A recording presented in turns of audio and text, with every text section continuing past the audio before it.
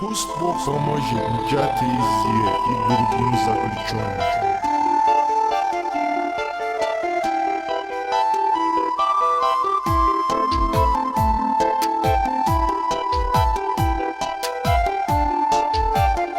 Allah bütün dustaqların qapısını açsın.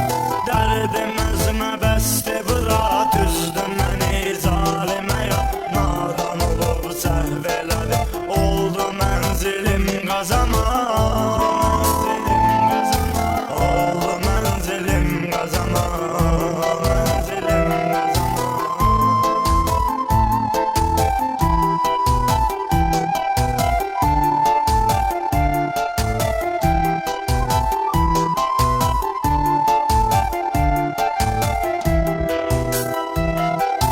Azadlıqdan məhrum olan, dustaq olan, məhkum olan, sıroqdadır dostum olan.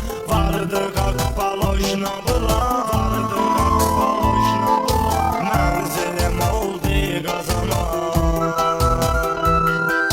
Fikir, xəyal, dərdi qubar, başqa həyatlı dörd divar. Seryozni qanunu var, orada keçmir hər zarafat.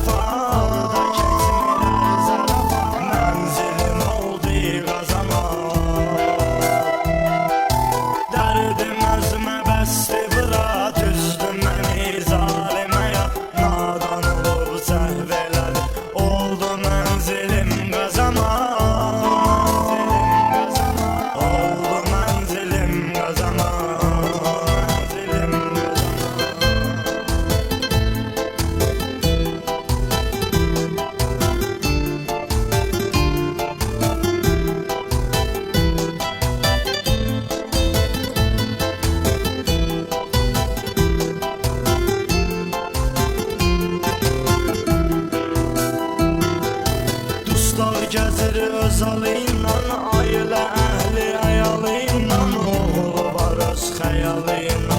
Bütün gün olur narahat, bütün gün olur narahat. Mənzilim oldu qazana.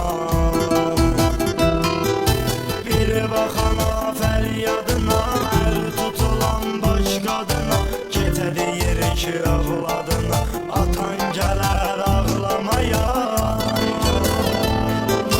Oldu mənzilim qazama.